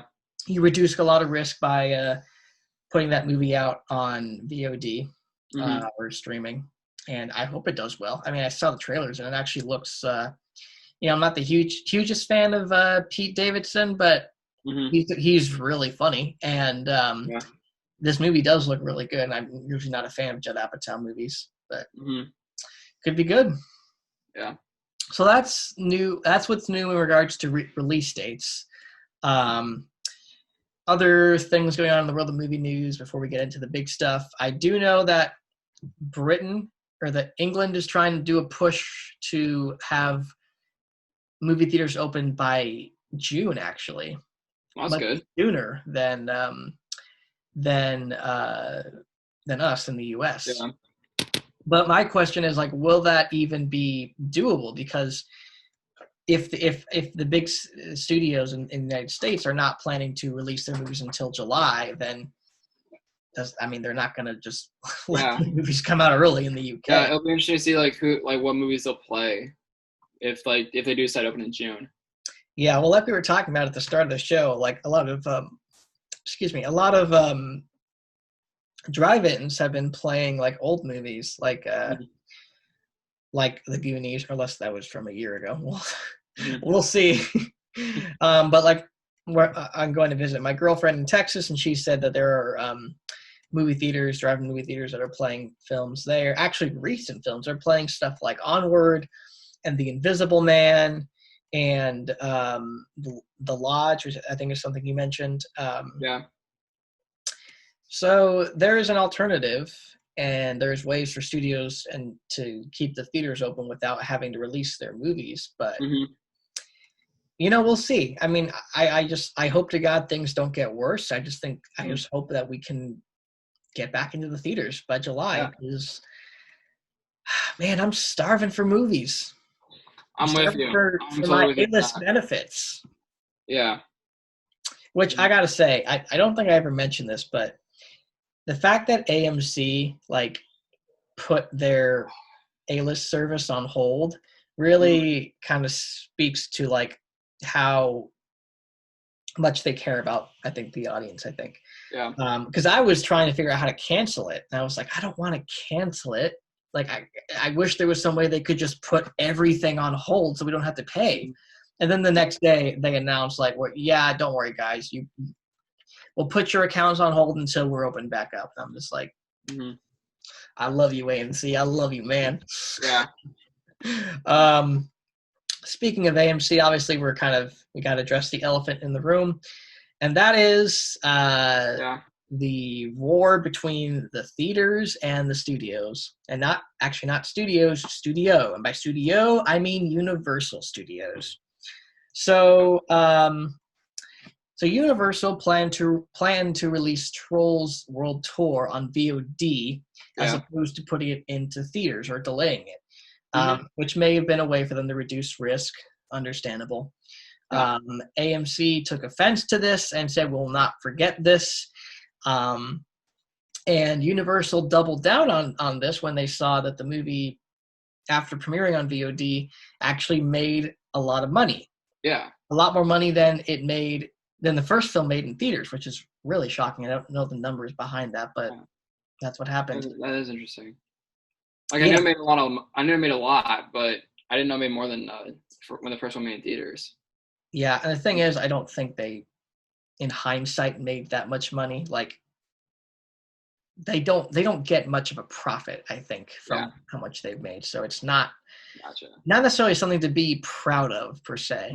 I'll get into more of that a little bit, but so that happened, and then Universal said, well, this worked out so well for us. We're going to release our movies at the same time in theaters and on VOD. To which a lot of people are like, what? And Universal was like, what? So Universal came out with a statement that they will not be showing Universal films in their theaters if they decide to do this. And Cinemark, which owns Regal Cinemas, also came out and said, yeah, we side with AMC. You are not considering us or keeping us in mind with this thing, and we are hurting more than you guys are. So, yeah, have fun not getting your movies released in the biggest theater chain in the world. There's something to note about this, though, which I didn't even know about till today. Apparently, like, in agreement with the studios and with NATO, the National Association of Theater Owners, there's like a clause or a statement in their agreements that say you can't do like same day releases, meaning like you can't release a movie in theaters on the same day release it on VOD. Like, you can't. So I guess that means like Regal and AMC are kind of stating the obvious. Obviously, it's not obvious to us because I didn't even know that, but which, I mean, I'm not saying that they shouldn't have said something, obviously, that they're trying to kind of strengthen their defense, and people are really kind of agreeing with them. But that kind of really makes things more interesting, because it baffles me even more as to why Universal would do this. Like, you can't even do this in the first place. So why would you? Yeah, What the hell? Yeah, it just doesn't quite add up. Yeah. So I'm wondering if things will figure itself out from there. We'll see. But I mean, I hope to God this doesn't stick because. I mean, just look at how many franchises Universal owns. They have Fast and Furious. They have the Minions. They have DreamWorks. They have James Bond. Do not rob me of seeing No Time to Die in the theater. That is the first movie that had to delay because of all this. Yes. And you're telling me it's not going to go in theaters because Universal has sticks up their butts? Screw you guys. Yeah, I don't know. What are your thoughts on all this, Tyler? What's that? What are your thoughts on all this? I've kind of been. Well, I kind of have some strong feelings about this because I'm also an AMC employee. As like you That's may, right. I keep forgetting. You're. Yeah, I work at West. You're more affected by this than anybody. Yeah, and like I mean, yeah, like it was. I mean, getting furloughed. I mean, like I got over it. Like it didn't like take a toll on me or anything like that. But like the day I heard the news that AMC made this comment, towards Universal saying like, we're not going to play your theaters, it really, that kind of, I'll admit that did bother me. And like that Universal. No, that AMC made that comment because like I mean, like if you think about like movie theaters today, like I mean, like. Yeah, I mean, like this whole pandemic's like, making people question on like, why would I go to a movie theater when I can just like watch it on like Netflix or Hulu or Disney Plus? Like, we already had that going on. But like when you got AMC, a company, a movie theater company is saying that, oh, we're not going to play any more Universal movies because, they're doing straight to video, that kind of like, that might give like, the people who would rather watch stuff at home on a streaming platform than going to theaters, that would probably give them the upper hand in this whole thing. And like it could jeopardize, the movie going experience. And like, I heard you talk about in your last podcast that, that you love the movie going experience, and I love it too. I love it as much as you do. And like, just the fact of seeing it, go away would just, absolutely break my heart. Yeah, so, it's hard to talk about. It really is. Yeah. I echo everything you're saying. I mean, it's the streaming wars. It's been going on for a while, and it's just picking up right now. And the thing is, though, I don't think the theaters will ever go away. Just that experience and the success of the theater going experience is just way too important to film culture and to film fans and just everything. Like the pinnacle of film watching is in the theater. There's nothing that will ever top that. Yeah.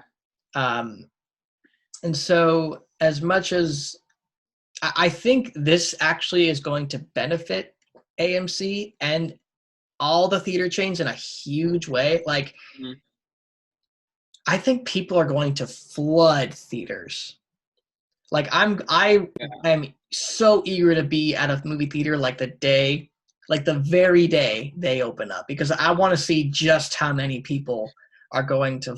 I hope and pray this happens, but I just want to see how many people are going to flood theaters. Just like, please God, let us see something together on the big screen. Let's get our big bucket of popcorn or AMC discounts, and let's go watch some cinema. That's going to be, I might break down crying in the theater if I see that. Yeah. People, I mean, I guarantee, like, I'm with you. Like, I guarantee, like, once, like, movie theaters start opening, like, a lot of people could go to it just so they can just get out of the house and do something. Exactly. Yeah. People are really going to, people right now probably miss the movie theaters. I see people on Twitter and Facebook and even my friends saying like, dude, I miss movie theaters, man. I want to go back. And it makes me happy because I'm like, well, this is maybe exactly what we needed to make sure that industry stays strong and secure. And one of the reasons beside all this that's going on, why I don't think it's just going to go away, is because like, look at Endgame, almost $3 billion. all the box office revenue coming from Disney. Even Rise of Skywalker, despite the fact that the movie technically underperformed. But clearly people are still wanting to go to the theaters, and albeit it is just for the franchises, the big franchise films. But that's also what theater going is about. Like, you don't want to see Endgame on the VOD on your laptop. You want to see it on your iPhone. You want to go see it in IMAX with a huge crowd and a big screen with a surround sound and people clapping and cheering and losing their minds, seeing the portals open and every character in the MCU come together to fight Thanos. Like, you can't get that experience on a dingy little laptop screen or iPhone. Like, give me a break. You cannot convince me that watching No Time to Die is going to be better on your laptop than it is in the actual theater. Like, your argument is invalid.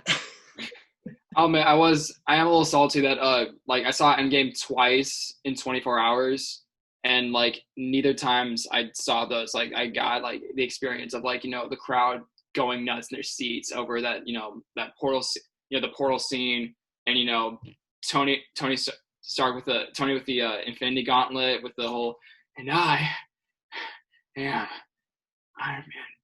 Like, I didn't, like, I never got that. And, like, looking back on it, seeing, like, the videos, like, on TikTok and Twitter, I'm like, man, I kind of wish I had that. Did you not get to see it? Did you just not feel that? No, I saw it in theaters. Like, I saw it in theaters twice, but on opening weekend. But no one was, like, going nuts or, like, anything. Oh. Like, everyone was just, like, and, even the first time I saw it, like, the theater was pretty much packed. Damn. And like no one was like shouting out or like going crazy. Sometimes like I experience this too all the time. Like, some crowds are just kind of a hit and miss. I was lucky enough to be the first time I saw it was actually a work screening. Second time I saw it was opening weekend with one of my best friends, and we did have like those big reactions to those big moments. But yeah, like there are other places where, like, I remember seeing Rogue One in the theater, and like the big moment where Darth Vader comes out and he's just being Darth Vader. Yeah. Like, nobody got like, oh my gosh. I was just like I was freaking out about that. Everyone else was kind of like, oh, cool, Darth Vader's throwing out his lightsaber. It's like, Darth Vader's throwing out his lightsaber, guys! Come on! So I feel that, but I don't know. Some audiences are hit and miss. Some people, it depends on the crowd. Like, I think some, like, midnight crowds are like Endgame, and some crowds are just like, oh yeah, I saw Endgame, it was really good. So it's I don't know. Sorry you didn't have that the big experience, but I mean, hopefully, like, for you at least, like, seeing those moments were just inside. There was a figurative crowd cheering. Yeah, I was like, I mean, I personally didn't go nuts. Like, the first time I saw it, that scene, there's a whole, Steve's like Captain America does like whole Avengers assemble. Like, I didn't. I mean, like, no one gave like a big reaction, but like, oh man, like that got me pretty psyched. That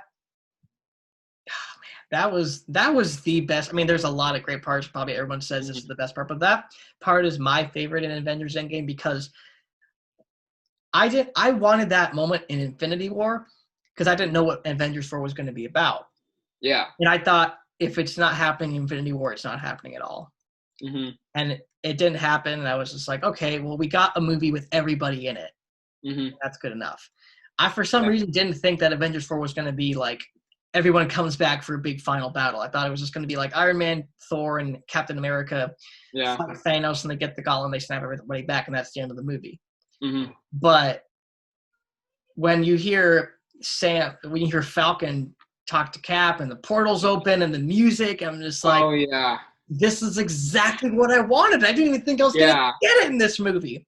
Yeah, that is definitely without one of the best scenes of that past year. Like, I don't know, like, if you ever make a top 10 favorite scenes of 2019, like, not just you, like, but with anyone, like, if they were to make a top 10 scenes 2019, it'd be so hard. Like, I can't imagine them leaving out the portal scene. That moment, me personally, the end of Toy Story, the trench run in 1917, like some. Oh yeah, like I got emotional during the trench run in 1917. That's my favorite shot in the entire movie. Yeah, probably one of my favorite shots ever, to be honest with you.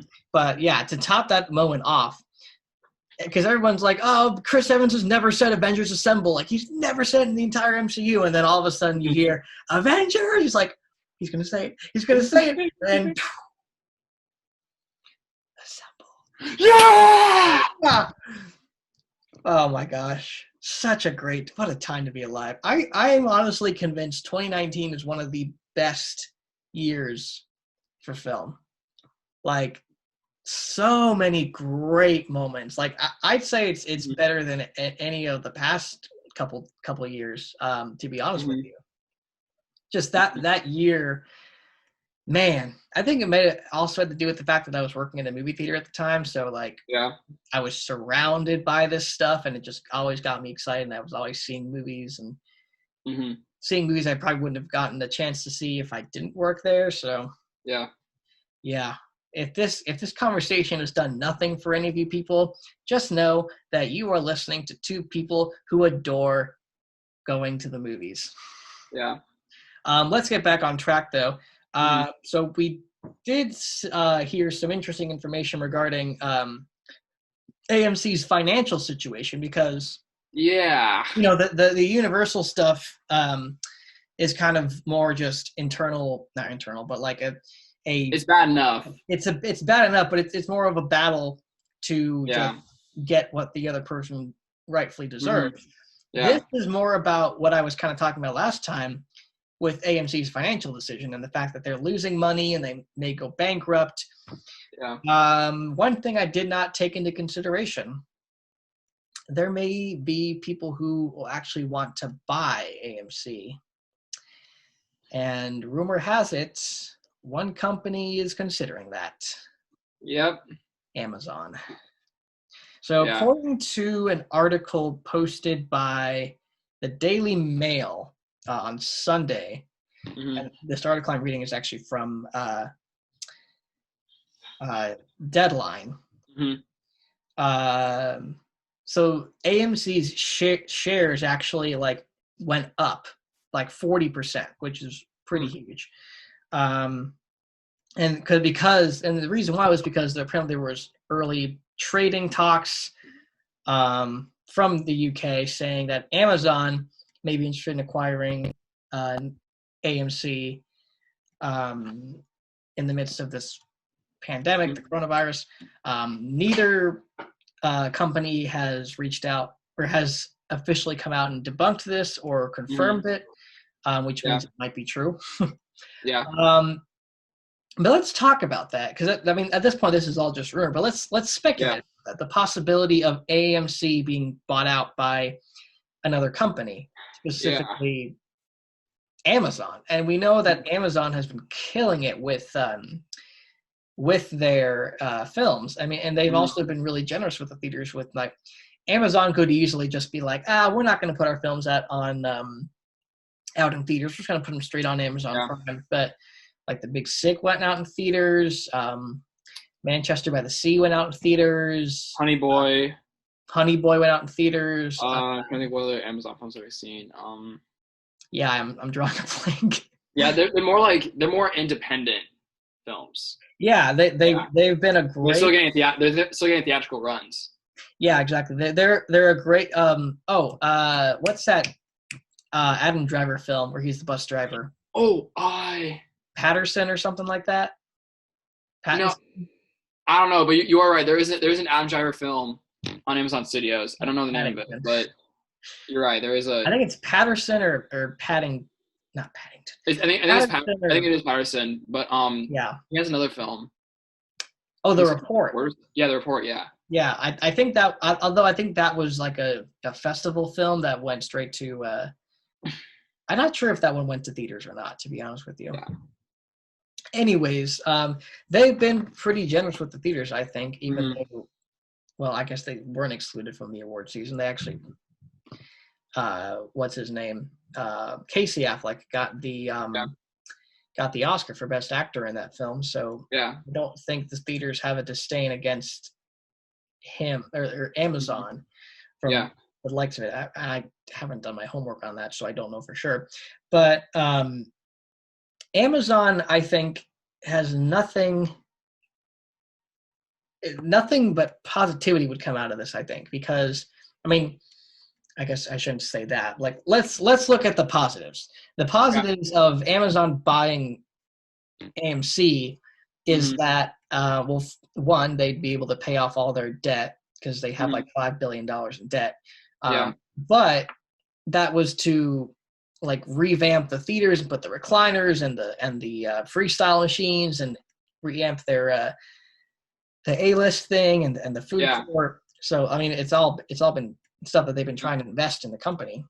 Yeah. But if Amazon buys AMC, obviously the first thing you think of is, you know, the film possibilities, like the possibility of having these movies released in theaters, having like Amazon exclusives. Heck, you could do like the first 3 episodes of the next season of Jack Ryan will be exclusively in AMC theaters for 1 weekend only. Or heck, like the Lord of the Rings show, which honestly I'm scared to death for that show. But that's another conversation for another day. But that'd be huge. Like, say, we're gonna, like, Amazon will exclusive AMC with in association with Amazon will exclusively host like a 4-night or 3-night event where you can watch The Hobbit, The Lord of the Rings, and then you can watch the first 3 episodes of the new Lord of the Rings Amazon series. Like, that'd be huge. That'd be huge business for both the theaters and for AMC and Amazon, not the theaters in general, but AMC specifically. And I don't know, just multiple, like, just, you know, branding opportunities and just merchandising opportunities. Just, I think just a myriad of options come across when you think about Amazon purchasing AMC. Yeah, well, I'll admit, when I saw you send me that earlier, I didn't hear about that news until today. And, I was like, oh boy, like I was a little skeptical about seeing that, and like I don't know, and because, like, you know, like I said, like I'm an AMC employee, like I don't know how I feel about that, like in that regard, but and I don't know what that would look like if, you know, this ends up being the case, but like after like hearing what you just said, like I mean, that could mean like they could do stuff like that, but yeah, I mean if Amazon does end up buying AMC theaters, it'll be interesting to see, you know, what they do with the company. Yeah, I see your concern. Like, whenever you hear about another company absorbing another company, you get concerned. Like, it's usually and sometimes biting their fingernails off when Disney bought Fox. Like, how's that going to work? And obviously, people lost their jobs, and is what it is. But people are still kind of upset by it. But yeah, you bring up a good point. Like, I guess looking at the cons of it, like, I don't know how exactly Amazon would treat the purchase of AMC, like how it would, like the negative effects. I don't really know what would come to mind. I mean, just maybe like if this for some reason the theaters just tank and they don't make a profit anymore, like they can dissolve that or sell that, and that's a scary thing. And, you know, just having somebody else be in charge of the future of AMC and not be fully certain that that's going to be secured, you know? But I think, I don't know, like I heard someone say this online today in some of the comments on the link I shared to you. And some people have been saying, like, they should, if Amazon does buy them, all they need to do is just keep the current chain of command in place. Like, I don't know. I don't remember the guy who is in charge of AMC, but just keep everything the way it is. Yeah, just help them pay off their debt. Help them pay off their debt. That's all you like. I mean, like, I don't remember the name. I'm terrible with this. I don't even know the guy who owns Amazon. Jeff Bezos. Who? Jeff Bezos. Jeff Bezos. Yeah, he's Hmm. like bleeding money. Like he could probably pull $5 billion out of his butt. Like it's that simple. Yeah. So like that would be no problem. It's another revenue stream for Amazon. So yeah, I mean, it's not necessarily the most ideal thing, but I think if you want to ensure AMC's success and its future, it might be the best option. And Amazon is definitely a studio that I would love to see take over. I wouldn't. Adam Aaron, who is the CEO of AMC right now. Okay. So I just totally lost my train of thought. But yeah, I mean, Amazon and AMC, like, also another thing that comes to mind, like how is the name change? Would it be, instead of becoming, I'm terrible. I don't even know what AMC stands for. Let me look. Isn't it like American Multi Cineplex or something like that? Something like, I know it's American Cineplex or something like that. It's American Multi Cinema. That's it. There you go. Yeah. Does it change to like Amazon Multi Cinema or AMC? Amazon's American Multiplex Cinema, or that's it'll be I don't know what you do there, but yeah, it'll be interesting to see what they do with the name, like if they change the name at all or whatever. Yeah. I don't know, anything else comes to mind, Tyler, when you think about this? Just the future of AMC and theaters in general. Well, I mean, I'm not too sure. I mean, honestly, I will admit, like with my job at AMC, like it's not been awful, but just like I don't know how long I'll be at it. Like, if I have like an end goal with it. But personally, I hope that AMC does get saved some way, somehow, and it it does fix itself. But then again, it's not. It's probably not going to be as successful as like it used to be. And when you got we have other independent, we have other smaller movie theater chains like Marcus Theaters, they're doing. They're not on an international or national scale, but they're like a massive hit movie theater chain. I think just within the Midwest. Yeah, it's definitely weird not being able to see go to the theater, Marcus Theaters, and see Greg Marcus's face on the big screen. I miss that. Yeah. That guy makes me feel great when I'm about to go see a movie, Yeah, he's so welcoming. He is. Oh my gosh. Whoever had the idea of making him the face before you see a movie is give that guy a promotion, get the guy a raise, give that guy everything. Yeah. But yeah, I hear you. I can't imagine what employees are thinking. I used to work for AMC, and I left a while ago to get a job in film editing, but I just I cannot imagine how people are feeling. That's their livelihood. That's their lives. People who are I know people who are managers at AMCs, and I don't know what they're gonna do. I don't know what they're thinking. I'm sure they're really scared or uncertain. My hope is that everything will be okay, and that I want to say that I think this will benefit AMC in the long run, possibly, just because you have such a desire to go back to the theaters and to get out and do stuff. Whether or not that desire is going to be long lasting, who knows? But I think this will benefit AMC in some way. And as far as the Universal situation goes, I hope Universal just stops being stupid. That's all I really care about. Just stop being dumb. Mm-hmm. One thing I wanted to say about that, I forgot to mention. They're talking about how they made such a huge profit and they want to keep doing this after cinemas have opened up. Yeah. Okay, you made $100 million, more than the first Trolls movie, fine. We're in quarantine. No dur you made more money. No dur you're turning a profit.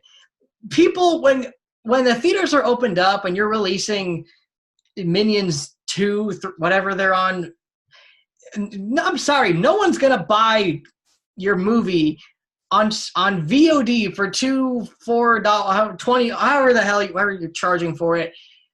They're going to go to the theater.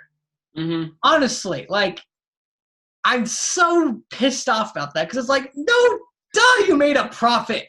Everybody's in quarantine. No one's going to see your movie. Yeah. Why do you think people bought Trolls World Tour? Because they prefer it over the theater experience. They don't have a choice. So don't give me that. We're gonna keep doing it. Okay, great. I guess you can make like small little residuals and small little returns on box office, but I'm sorry, I had to blow up there. No, it's okay. It's okay. Holding that thought for this podcast for far too long. Yeah. Just because you turned a profit does not. I didn't think they turned a profit. Just because you made a lot of money doesn't mean it's going to work when this quarantine is over. Yeah, Universal, just because Disney does it doesn't mean it's okay for you to do it too. Well, Disney's got a streaming service. Like, it made sense for them to put Onward on Disney+. Like, Onward had already done it. Onward had a really tough break, I'll be honest. Like, they had maybe 2 weeks at the box office. They made a decent amount. Mm-hmm. It wasn't going to make any more money unless they planned to release it later on in the year again. But yeah. It just made sense. Just put on Disney Plus and let people enjoy it. It had its run and it sucked, but the movie's great. People are gonna check it out. Mm-hmm. At least Disney's not like, we're gonna keep everything on Disney Plus. Like, Disney at least is like, okay, let's move up Black Widow. Let's move up whatever else they released. Mulan. Free Guy, like they could have easily put like Free Guy, I think, on Disney Plus, and that. I'm surprised they haven't touched West Side Story. Well, that comes out in December, doesn't it? Yeah, and it's its original release date. But, yeah, so I don't see that changing. I forgot that was a Fox film. But so yeah, Disney's not like screwing. I mean, they did put Artemis Fowl on, or they're going to put Artemis Fowl on Disney Plus. Yeah. Let's be honest, that movie was never going to. No one's anticipating that. No one was anticipating that at all. I mean, I'm sure there's a big following around Artemis Fowl and people like the books and stuff, but like, the hype did not exist for that movie. No, not at all. For some reason, Disney cannot nail live action sci-fi, and I don't understand why. They killed it with Tron Legacy. I don't know. Maybe people just. I don't know. I thought John Carter was good, but maybe mismarketed. They botched Tomorrowland. They probably botched this. I don't know. That's another discussion for another day. Yeah. I'm trying to wrap this up. I keep bringing stuff up. The point I'm trying to make is I'm hoping to God, again, that things will be fine. Things will work itself out. We got to stay positive. We got to stay hopeful and optimistic. And I encourage you guys, when the theaters open back up, support your theaters. Just go out and see them. I mean, I don't care if you don't even want, if everything that's coming out sucks. Maybe Tenet, Wonder Woman, and Mulan, they all suck. Yeah. Go see them anyways. Support the theaters. Make sure that they get their revenue, and heck, sign up for a list, because actually we're starting to make a profit on that. So that's great until all this happened. Man, there's not going to be a clean way to end this. Keep going on these little tirades, but point being, support the theaters, pray things get better, hope things get better, and as always, I'll do my best to keep you posted on the situation, everybody, and hopefully next time maybe Tyler can be part of that conversation as well. Yeah. And that's all we got today, that's it. Yep. We're at about an hour and 55 minutes for this podcast. So, yeah, time flies when you're getting angry at studios. But yeah, thanks for tuning in, guys, for this episode of the Vince Salerno Podcast, How the Coronavirus Has Affected the Film Industry, Part 3. As I said, I will continue to give you guys updates. It seems like this really works out to give you guys updates every month. So I'm going to probably do the next episode in June. Assuming more stuff happens, more things go down. If things happen much sooner, I'll probably make a podcast episode sooner. But for now, enjoy this. Tyler, third time you've been on this podcast. You're in the club. Yes. And there are very few people who have received the honor of being on the podcast more than twice. I feel like if they're on the show more than twice, they're bound to be on again at some point. Yeah. And even if this was your first or second time, I'd probably have you on again because you're a good friend, you're a good guy, you know your stuff, and you're the only person within driving distance that actually wants to talk about this stuff. So thanks for being on the show. No problem, Vince. Anytime. Cool. Where can people find you on the socials? All right. Well, I am on Instagram. You can find me there at Ty Banark, spelled TYBANARK, reviews movies. And I'm also on Twitter and Letterboxd. Both of those are Ty Banark, again spelled TYBANARK, movies. Yeah, check out his stuff. We may not always agree, but he's got some great insights, some great opinions on movies, and he's got some great backdrop. Oop. My recorder just beeped for some random reason. He's got great pictures to go with his reviews on Instagram. I love the color bars you do in the background. Like, how do you do that? Do you have an app or something? Or? Yeah, so I use this app. So well, let me get pulled up really quick. I feel like I've meant to ask you that before, and I just never. Yeah, I use this app called Frame Magic, and I used to use it with whenever I make my top 9 lists, and then like sometime last year I decided to start making it with my movie review backgrounds, and so yeah, I use it's called Frame Magic, and yeah, you could use it for a bunch of other things other than what I use it for, but yeah, it's been really helpful. Like it makes you can make like a bunch of cool designs out of it, and yeah, like it's cool. Sweet.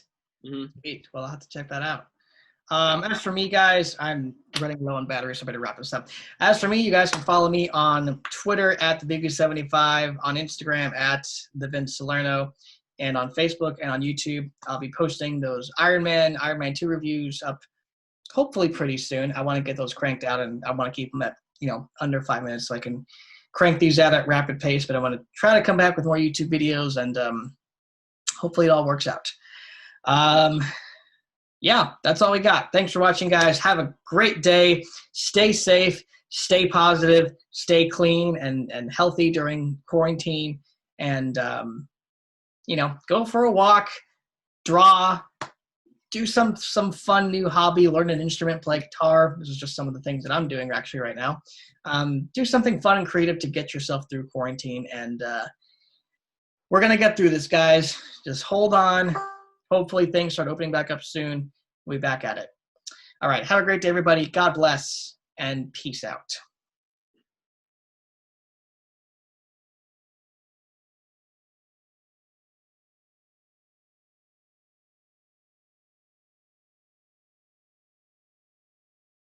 Let's get to it. Shit, I forgot that.